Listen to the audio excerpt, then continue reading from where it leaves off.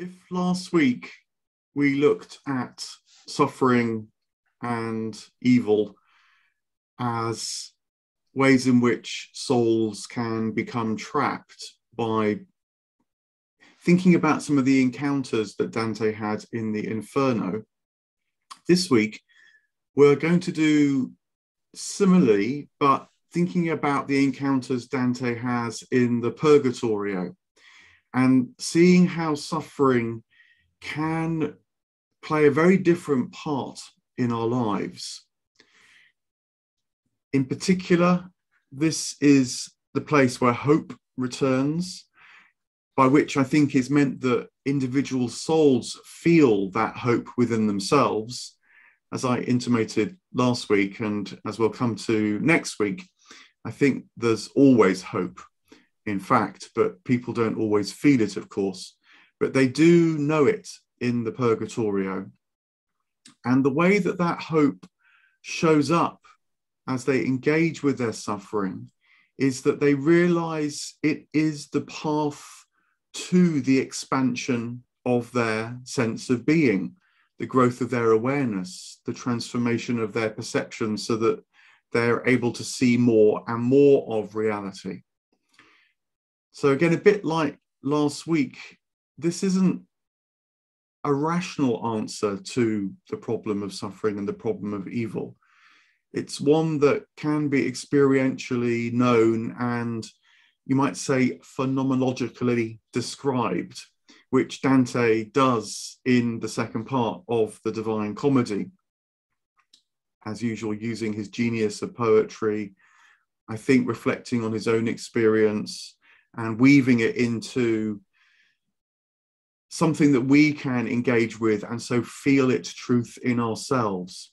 That's how this kind of revelation works.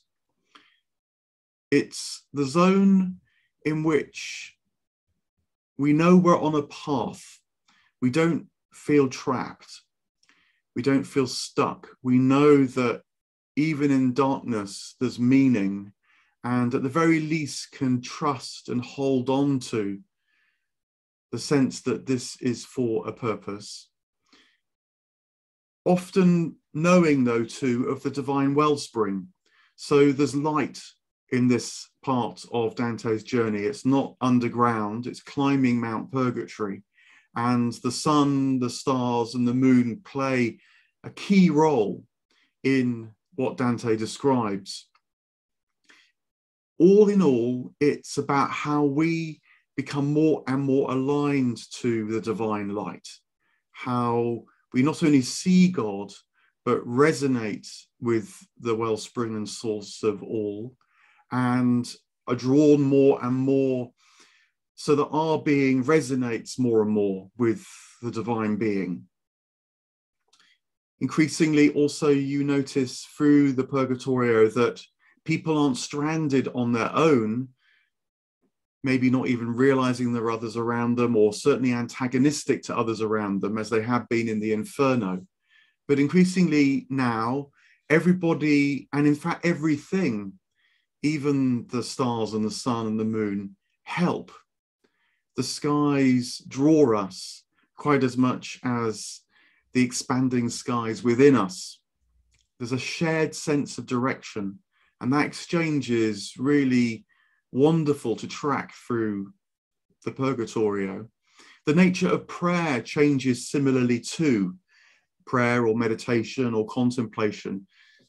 Dante's asked for prayer very often, actually, with the people he meets, and you can track how their requests evolve and see how the request becomes more and more aligned with the divine purpose, and the quality of what's sought through prayer is more and more of God. And so, in a strange sort of way, as the prayer, meditation, contemplation of the people Dante meets, as that develops, they need to ask for it less and less, because they know and already feel the benefits of that prayer. The more desperate people at the beginning of Mount Purgatory make more lavish requests that become just part and parcel of the air that people are breathing by the time they reach the top of Mount Purgatory. It's also a place to keep out for surprises. There's been twists and turns already in the Inferno, but they keep coming through the Purgatorio, with the people that Dante meets, for one thing, as we'll see. But also, this is about the quality of time that's experienced in Mount Purgatory. Because instead of the relentless obsession with the past and the future that traps people like an undying ticking of a clock that was the experience of time that dominated in the Inferno, this chronos time in the Purgatorio is now more and more in the service of what can be called kairos time, the time that is the moment of change, of revelation, of new perception, of reaching more and more into reality. And so it's worth holding that in mind as well, how the experience of time shifts. And all in all, this is about the great calling in many wisdom traditions to know thyself, and in knowing thyself, discovering that there's a resonance with God that's within us, that we who are created can know the uncreated. And that often comes about through the sort of excesses of our lives, which can go so wrong. And much of the time that people spend on Mount Purgatory is engaging their excesses, their excessive desires, their excessive wants, their excessive moves that they've made in life, and learning how that excess, which maybe was well meant, needs to be tuned and focused on the divine excess, the divine abundance. And an ability with that is a big part of what Dante learns on the Mount Purgatory before being readied for the ascent into paradise, where excess and abundance and generosity and delight is the main event. So you might say that there are 3 stages in the Mount Purgatory, in the Purgatorio. I'm going to share the slides now. So I hope you can see this first slide now that tells you where we're going to go. This is rather wonderful modern version of Mount Purgatory at the bottom, that shows how it arises out of the southern seas and reaches right up into the skies. And you can see the flames which we'll encounter right at the top there. And then there's a more schematic representation of the terraces that are such a feature of the way that Dante describes Mount Purgatory. The top 7 are where people are really at this transformation and expansion of themselves. And the bottom 3 are where people are kind of getting used to what Mount Purgatory is about after their deaths. And so there are 3 broad phases that the souls go through here. The first 3 terraces there are sort of ones of orientation.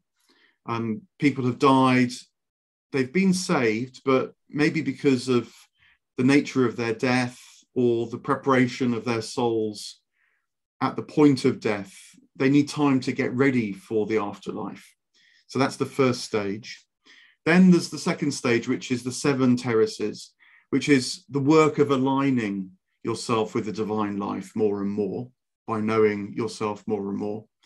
And then at the top, on the on the terrestrial Eden, as it's called, represented by that solitary tree at the top of the schematic representation there, Dante sort of settles into the clarity he's gained. I think that's one way of describing it. It is quite a mysterious place, as we'll come to. But one way of understanding what beds down right at the top of Mount Purgatory is, you might say now, kind of the integration of what's happened before, so that he's ready as a free soul to make the next move into paradise. So let's look at these 3 phases, orientation, alignment, and clarity, now, by considering some of the people that Dante meets. Now, as they reappear from the inferno and come out to the land again and see the stars, it's early, just before dawn, actually on Easter morning. And it's a very beautiful moment, a kind of calmness and an expectancy appears. And it's immediately met by the first figure they encounter. It's a big first surprise of the Purgatorio, because they meet the figure of Cato, a Roman, not a Christian. Moreover, someone who, if he was famous for anything, it was for committing suicide in the Roman world. And Cato is a kind of wise figure, but he's at the foot of Mount Purgatory, because as they realize in their discussion with Cato, he is learning that the logos, of which he knew during his earthly life as a Stoic, this divine tendency, allure, attraction that draws all things in a good direction, but nonetheless something of a lawful direction. Cato is beginning to realize that this logos is actually driven not by law, but by the dynamics of love. And this is to say that Christ was the incarnation of the divine logos that the Stoics knew of as well. But Cato is getting it. Dante goes to great lengths to describe how in the sapphire skies that are just beginning to glow with Aurora's peachy fingers in the hour or so before dawn, Cato's face shines with the 4 stars of the southern sky. You can see the 4 stars there in Doro's picture, representing the 4 traditional virtues. And moreover, his face starts to glow with the sunrise.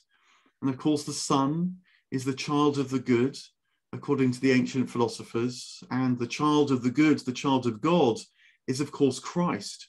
So his face is beginning to light up with this new manifestation and dispensation, this new understanding of the Logos, which is driven by love and not just by law. So a figure who's not a Christian is learning and changing, is working out his salvation.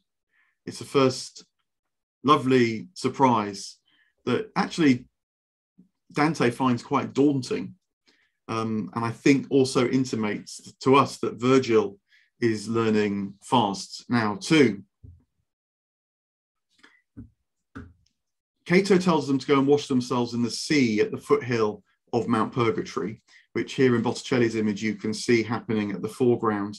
I think that they have to be at the lowest point, because like the sea into which everything flows, their humility is going to be required to allow everything to flow through them.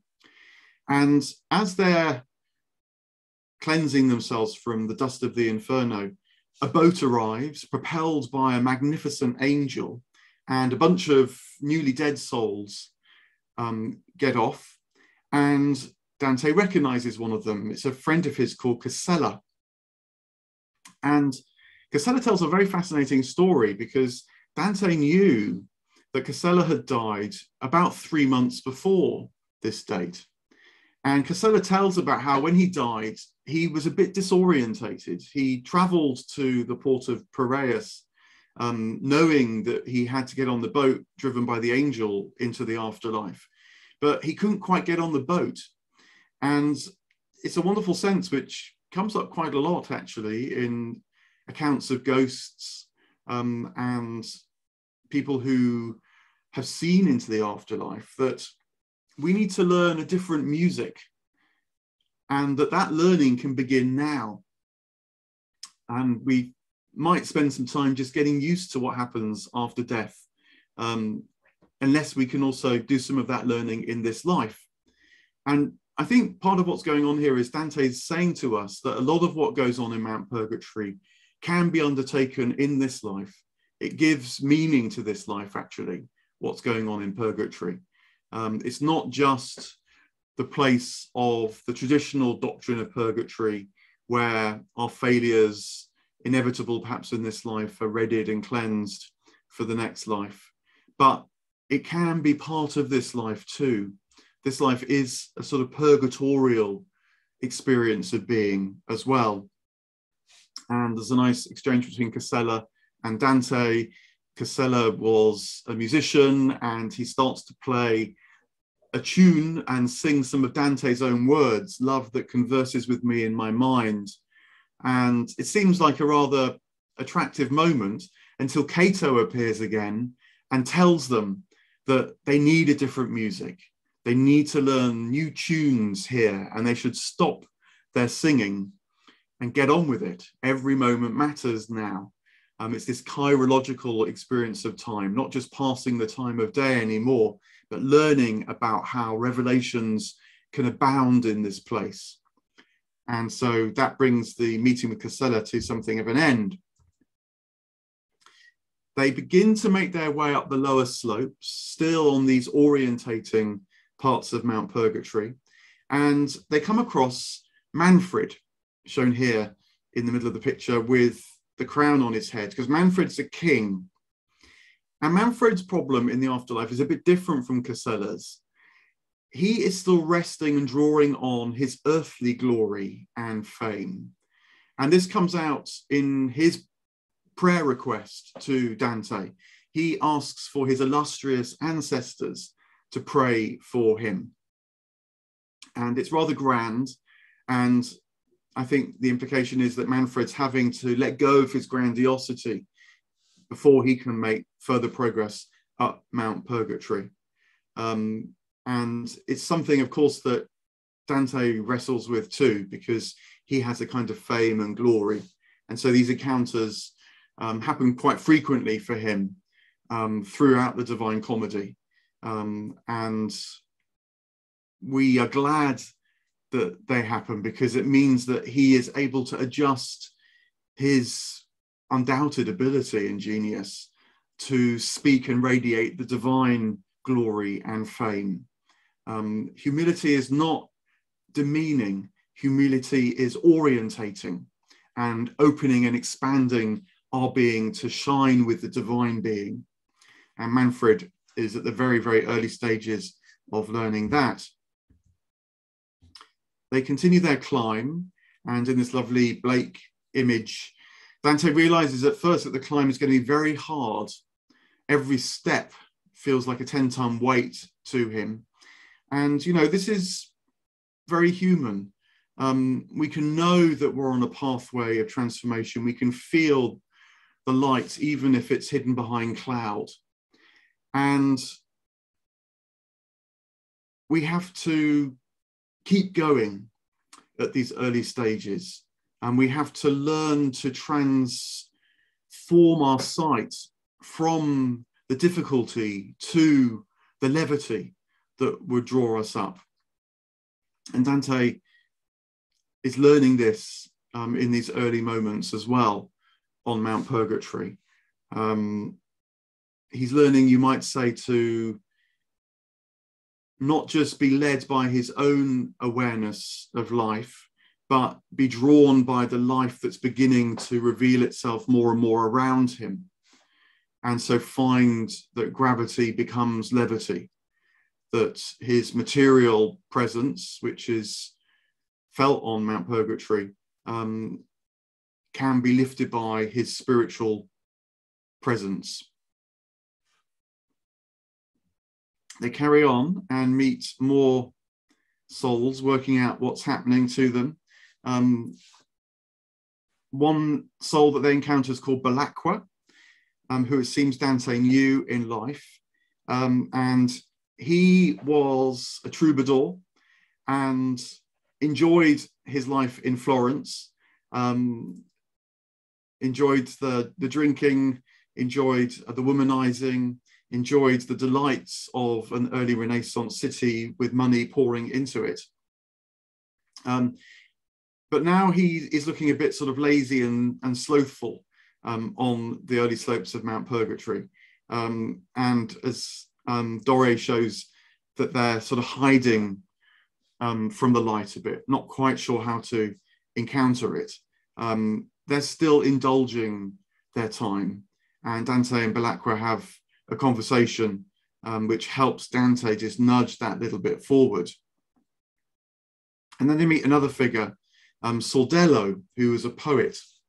And Sordello is very moved to meet Virgil. Again, just reminding us, I think, that this is Virgil's journey and transformation as much as Dante's now.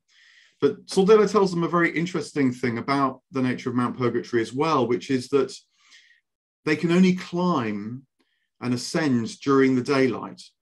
And whilst during the night they can walk around on the level, they can't make any more moves up by night. And so this suggests to us the role of light. And it's a very fascinating one that Dante alludes to and teases out gradually through the Mount Purgatory.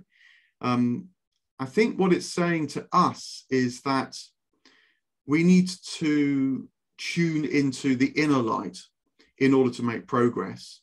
And when we get stuck maybe on our own lights, or certainly if we get stuck in darkness, we'll probably just go round and round in circles and not ascend further.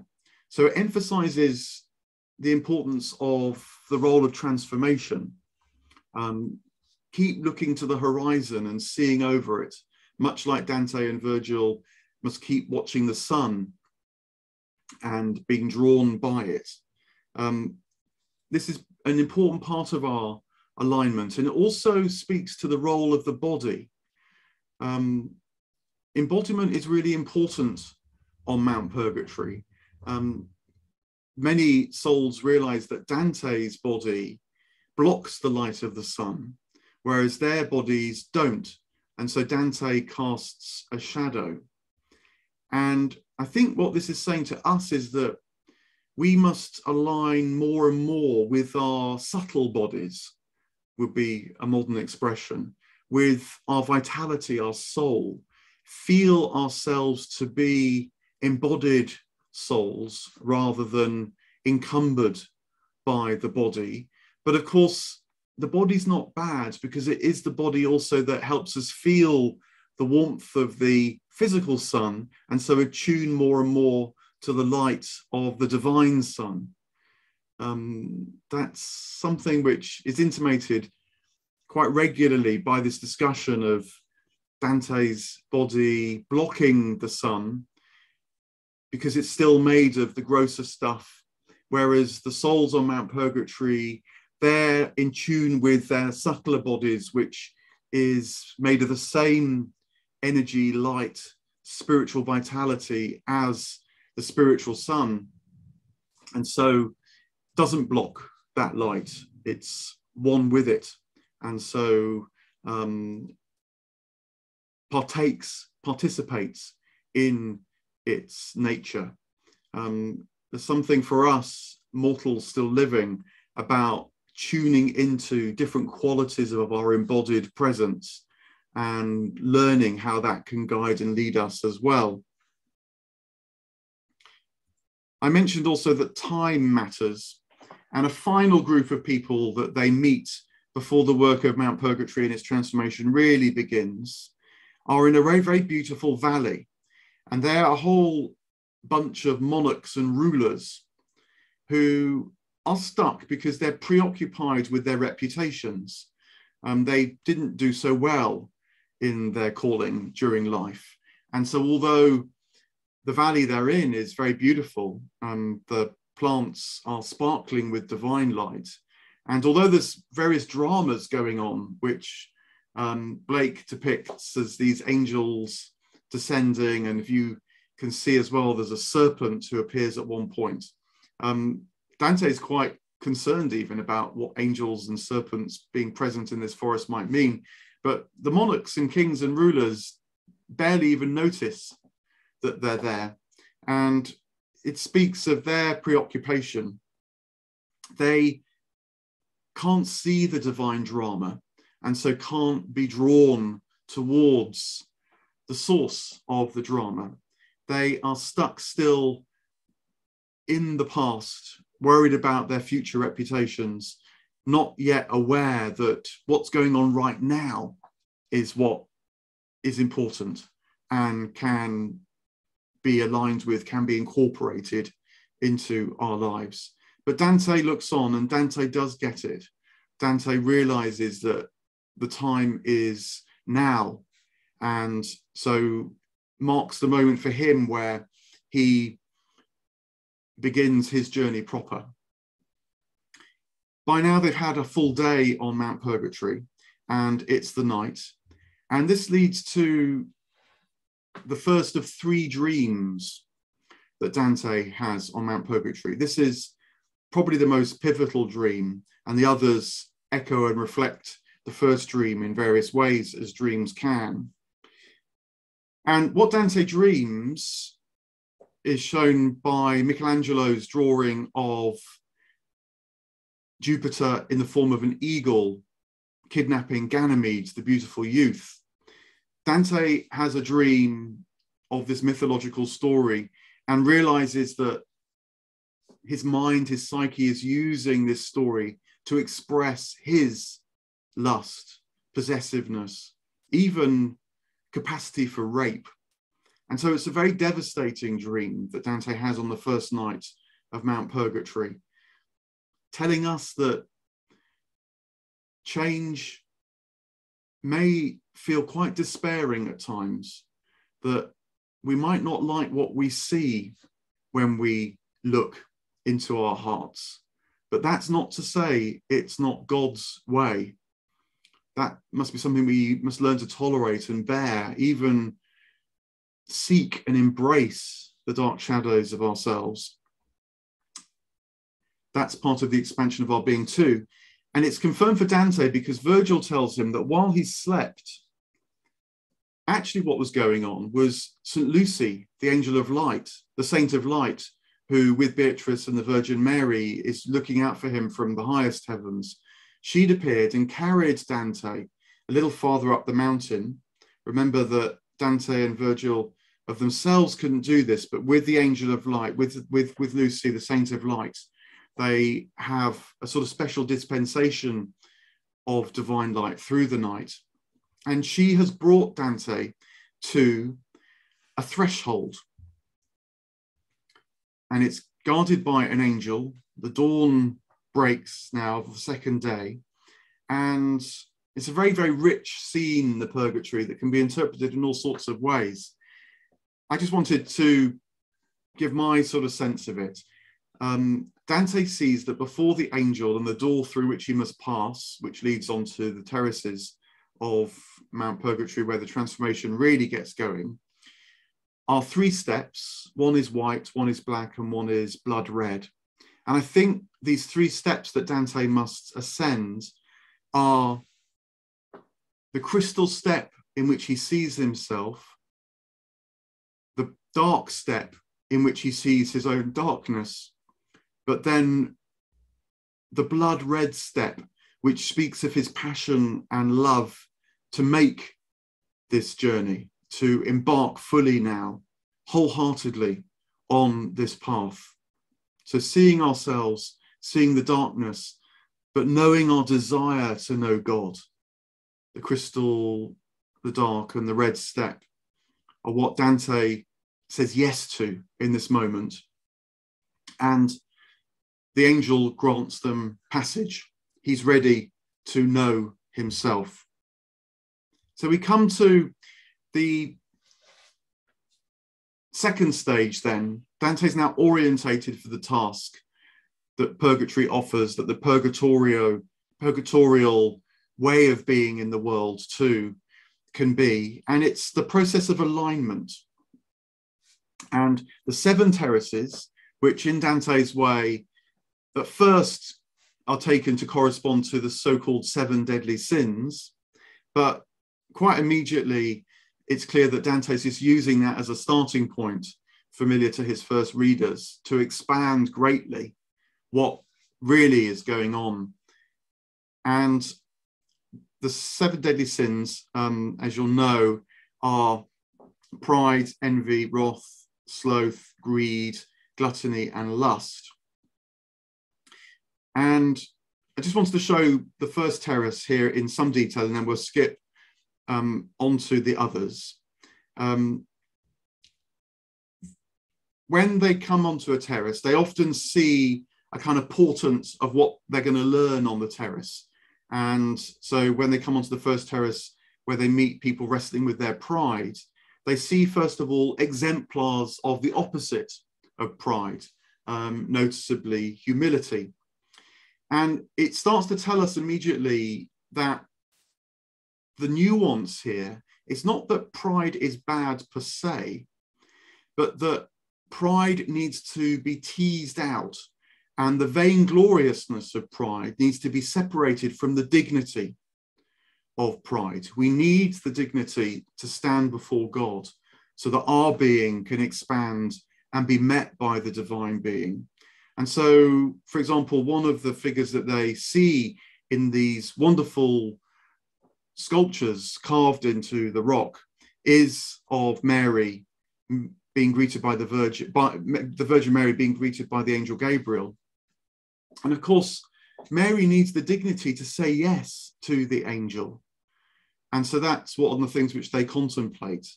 And it's like a gearing up for learning how you yourself might say yes in all dignity. They then meet figures who are wrestling with their pride, and Dante describes them as carrying great boulders on their back. They're not, you notice, just shedding their pride. This is not purging as if getting rid of something that you don't want. What this is actually purging is the things that block us from seeing God. It's always seeing God that really is the goal. If you treat, say, your pride as something just simply to be got rid of, if you're not careful, you're actually subtly trying to please yourself by a kind of self-cleansing, a self-purging. And Dante, I think, starts to see that that really gets you nowhere. That's just a sort of form of preening.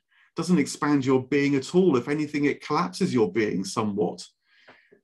And so what these individuals with the great boulders on their back representing their pride are actually doing is learning how the weight of their lives had been a burden, but that what's in that weight is actually the weightiness of God, you might say, which when they can learn to carry and participate in a rite, is also to be able to stand upright. And so the boulder disappears and becomes their dignity.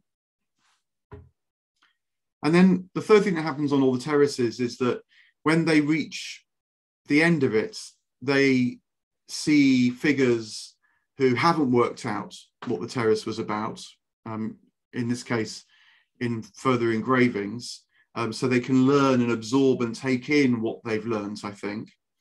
Integrate it into themselves. And for Dante, an angel appears at the end of every terrace and wipes off one of the P's which has been marked on his forehead, the P for peccata, for sin. And so he, with his physical body, has a kind of objective proof of what has been learned. I think that the other souls don't need this P. The angel doesn't appear to other souls because they're already attuned with their subtle bodies and so feel it directly in themselves. It's another nice little hint to us about tuning with this felt interiority and knowing. Dante, lucky for him, has an angel swoop down and tell him, but it helps us to be more conscious of these things. Let me just run through quickly then the other sins and just give my kind of take on, in a way, what they're learning and how their being is expanding as a result. We talked about pride, and I think pride is the mistake that I have it. That's not right. It's not wholly wrong. You do have something you need to approach God, but you don't have the whole thing at all. They then come onto the terrace of the envious, and these figures have their eyes sewn shut. And envy, of course, is thinking that someone else has it. And so you envy them, and your own life is denuded as a result. So their eyes are shut, so they can only contemplate their own lives now and discover that they do have what is needed. On the terrace of the wrathful, I think this is an expression of the kind of fury or frustration that we can know on the spiritual journey as well. It too has a place. It's part and parcel of our reaction. And whilst it can be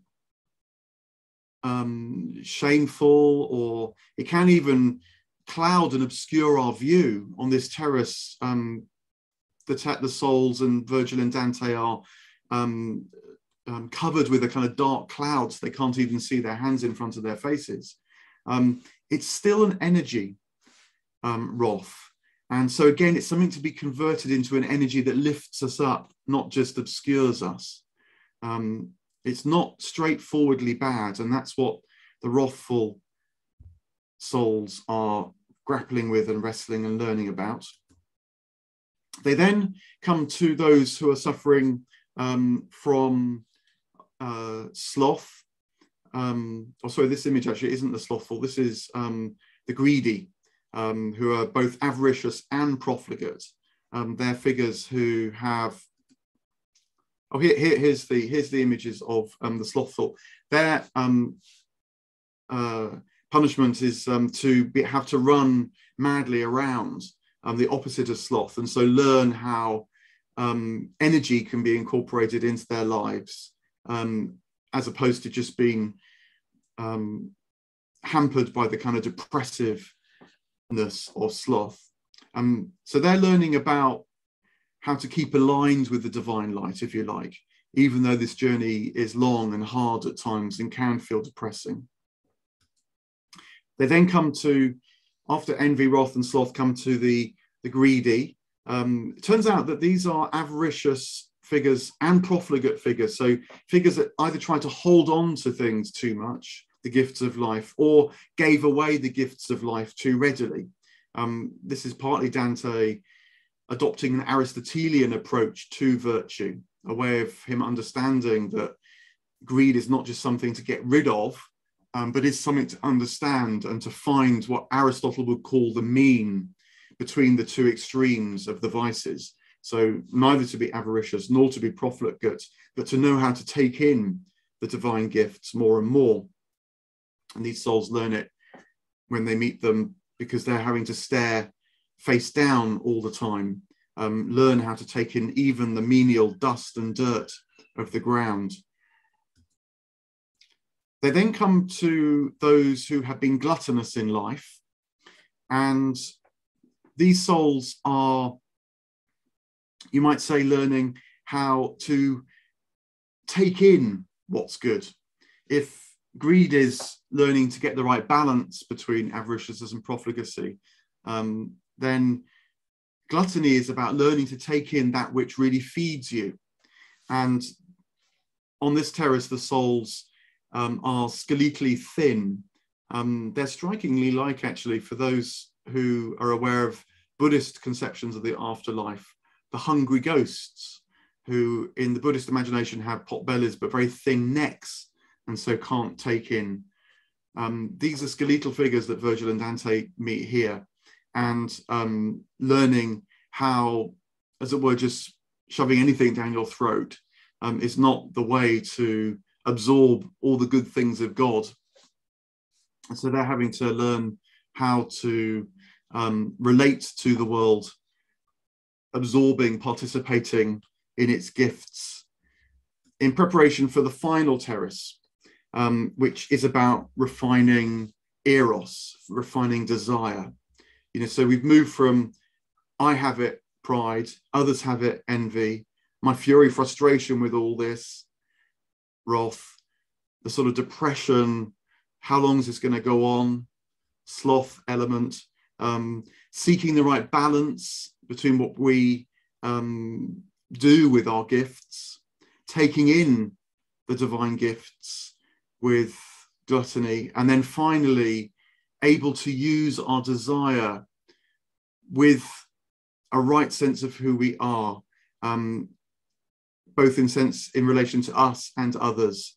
Our extremes of emotion, either the fury or depression, now under control, now eased, knowing how to take in and knowing how to use well what is on offer.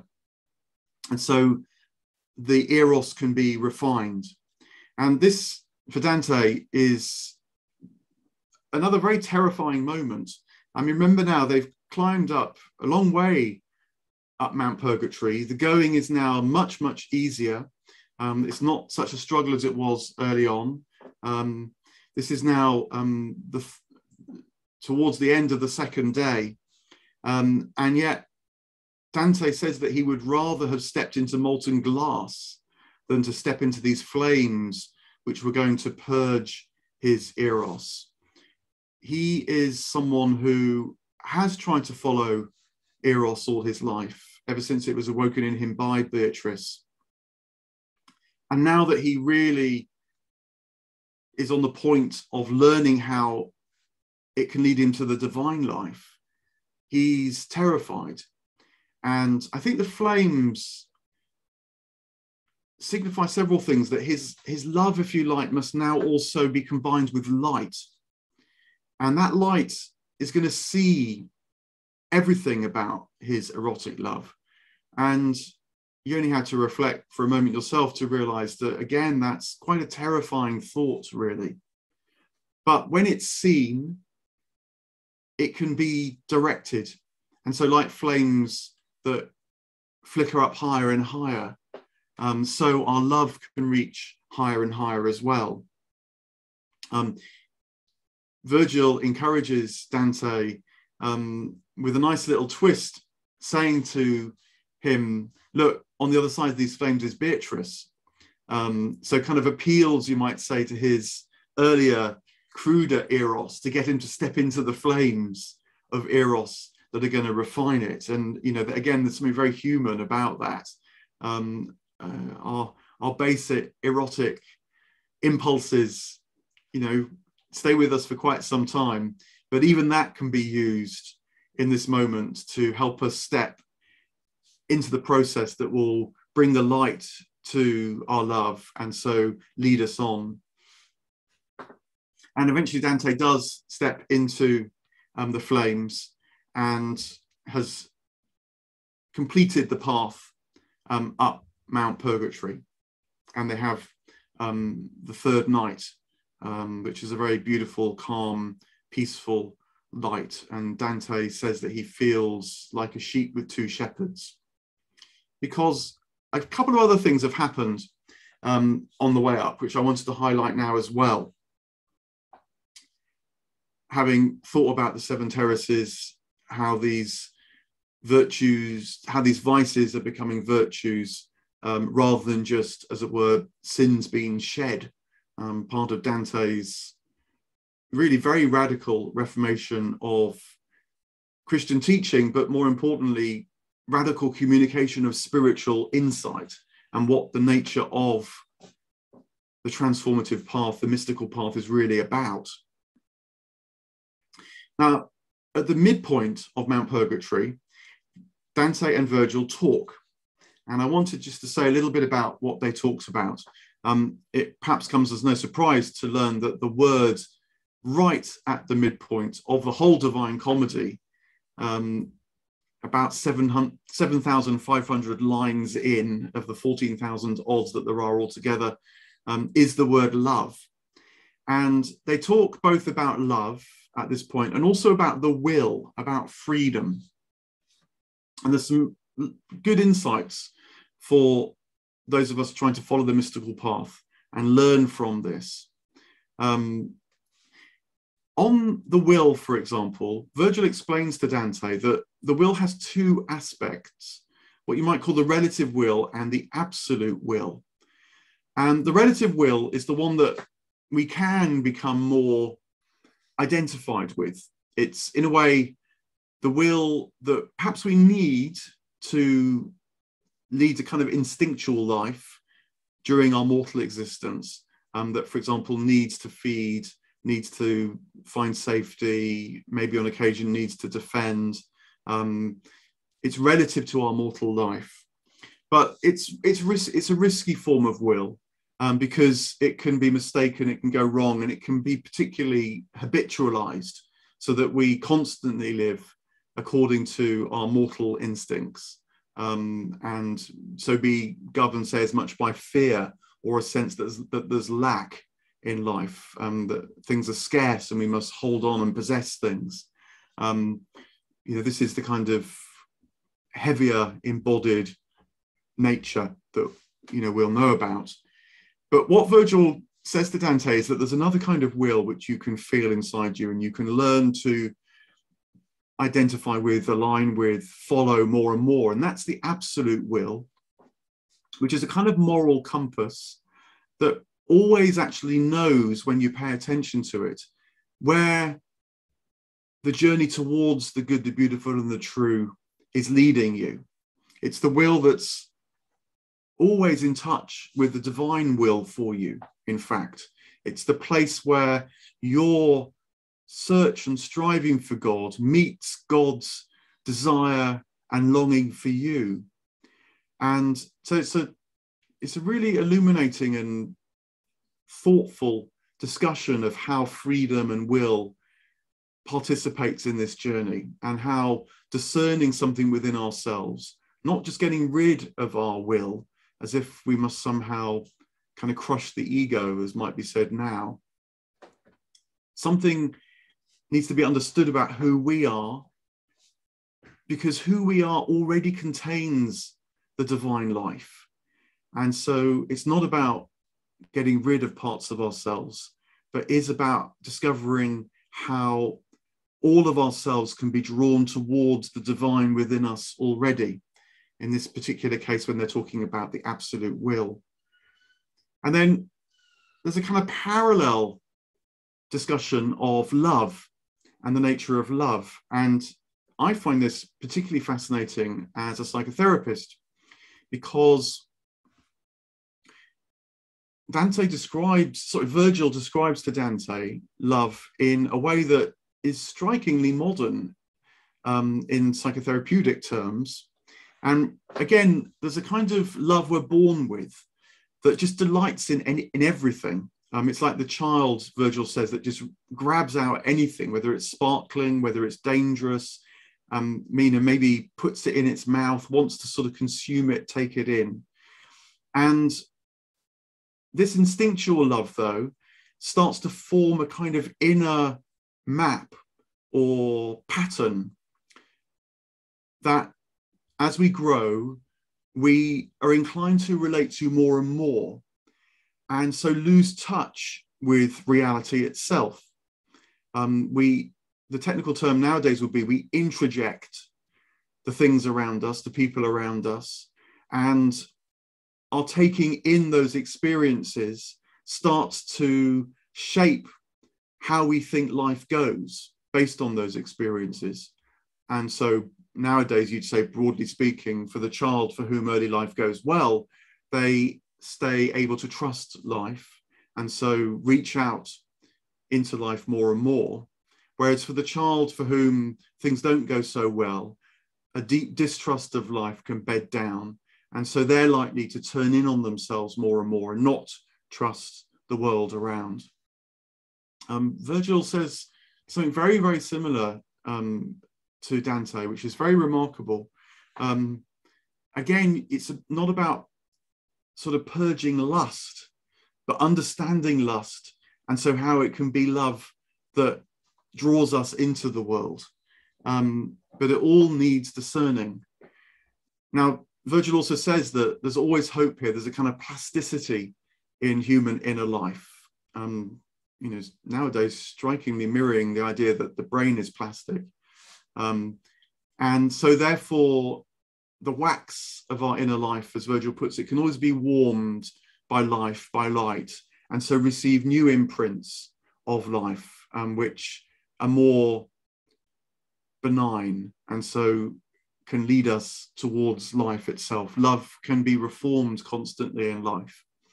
But this combination of our will and freedom aligning with the divine will within us, and then with the divine life, longing in our love for the divine life that we know within us too, is a very important part of Virgil and Dante's discussion on Mount Purgatory, as opposed to people they meet, and how in this stage of purgatorial living, we can cooperate with that which is drawing us through refining and discerning our will, refining and discerning our experience of love.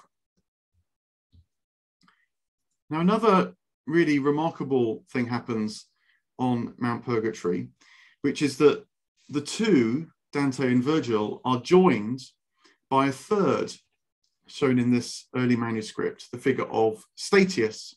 Now, he is another poet, and the emergence of threes starts to become significant. It appears, first of all, in this quite concrete way, where suddenly there's not just two traveling together, but three traveling together. And one of the ways you can understand the significance of this is that they each have something to offer the others, or each of them can receive from the two others. One way of putting it is that Dante lives at a point where, as we saw in the Inferno, Christendom seems to be becoming corrupt. It doesn't understand its true gold and is leaning on its crumbling terracotta foundations, as we saw with the old man of Crete. Virgil lives before the Christian dispensation. But as Statius points out to Virgil, Statius lived as Christianity was emerging and was alerted to it because of something that Virgil said in his poetry. Virgil had said in the fourth eclogue that a child of God would be born and come to earth. And Statius saw that happening in his own lifetime.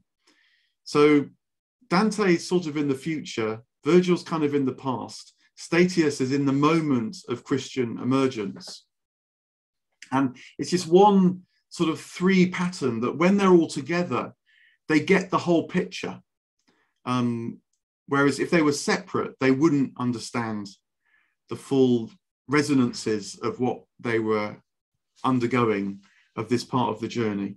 And so this is another really important part of the expansion of their awareness and being, that seeing things from other points of view and seeing how particularly a kind of threefold pattern often is very, very illuminating.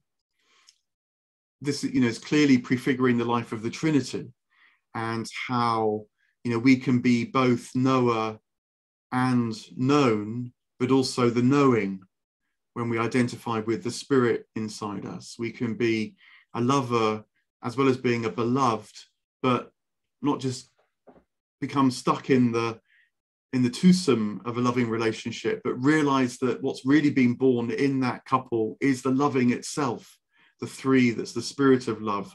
And it's that spirit of loving that we need to learn to follow. So Statius' appearance is another wonderful moment that opens things up in a different way. So that's to say something about this second phase, the bulk of the Purgatorio, the alignment and the various ways in which it happens, and which Dante gives us so much to learn from.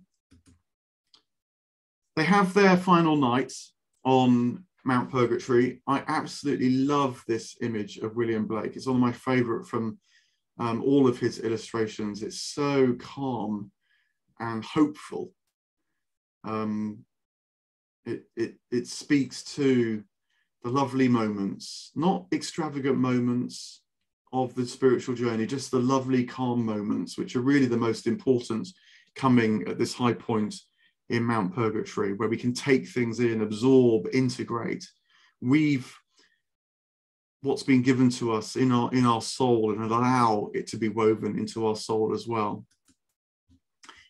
And then they come to the third part, which is what I'm calling the clarifying part. It takes place on the earthly Eden at the top of Mount Purgatory. The three figures, Virgil, Dante, and Statius, approach a woods. And just as they go in, Virgil turns to Dante and crowns and mitres him Lord of his life. And I think this is Virgil saying to Dante, and incidentally, Virgil can see it in Dante, which means that Virgil must have this capacity inside himself too, otherwise he wouldn't have even seen it. So this is sort of the culmination of Virgil's journey as well. This is to say that Virgil is on the pathway to being saved now, although it doesn't say that explicitly. And if you read the commentaries, there's endless discussion about what happens to Virgil, because he disappears pretty shortly too. But nonetheless, I think this is Virgil's crowning moment as he crowns Dante. And I think what this means is that Dante is going to make mistakes in the paradise, but he's always going to know that they're mistakes and be able to lean into them. And so the mistakes become horizons that he can step over, and so become part of his active now, volitional, desiring step more and more into the divine life. This is the stage that he's reached now in his own spiritual transformation, which Virgil signifies. They walk into the Eden and come across a strange enchanted figure called, we eventually learned she's called Matilda. And I think Dante is having to learn now what it's like to be able to trust himself. It's strange, but this is something we have to learn in its own right as well. Even when, you know, our lights are aligned with the divine light, we still have to learn how to go with that. There's quite a lot of mystery around Matilda. And so not everything is self-evident for interpretation, but I certainly think that this is one of the things that happens. And it's really important as well for Dante, because then comes the moment where he meets Beatrice. And it is a terrifying moment for Dante, actually. It's not a happy reunion. She chastises him ferociously for 2 whole cantos. I mean, it really is quite unbearable to read at times. One of the things that happens is that the angels that have appeared in this extraordinary pageant with Beatrice at the heart of it, they start singing psalms of mercy. They feel sorry for Dante, and Beatrice tells them to shut up. Dante needs to listen to what she's got to say. And this is another very resonant moment that you can often come across actually on spiritual journeys, where someone thinks that they're at the kind of penultimate, if not the ultimate stage, and then it seems like something goes awfully wrong. In the Sufi tradition, it's the great Sufi sage that falls in love with a Christian woman or gets drunk on wine. In the life of Rumi himself, you know, it's when Shams abandons him and he doesn't understand why. I think that a parallel in the Christian story might be when Jesus is risen on the first Easter morning and Mary finds him in the garden. And what does he say? Do not touch me. I mean, what an extraordinary thing to say after all that. And yet then he says, because I'm ascending to my God and your God, my Father and your Father. And I think what this is about is Dante realizing that his new light, flaming well within him now, must lead him to the goal of all loving, which is God. It's not Beatrice. And so part of what's going on here, I think, is Beatrice not just nudging him towards the divine light, but absolutely clearly and bluntly showing him that that's the case. It's the kind of final detachment from false objects of loving, you might say, so that we're ready to follow to the true objects of loving. Now, there is another thing that happens on Mount Purgatory, right at the top in Eden, which is a kind of great civilizational story about corruption and failure of the church. And Dante's charged to tell this whole story, not just from the personal point of view, but from the civilizational point of view. I touched on this in the Inferno last week as well. This is about the state of certainly the Mediterranean world at the times. And Dante's got a lot to say about that. But he receives his commission. Beatrice tells him that he must write down everything he sees fearlessly. It's all important. And so he becomes ready for the paradise, which we will pick up on next week.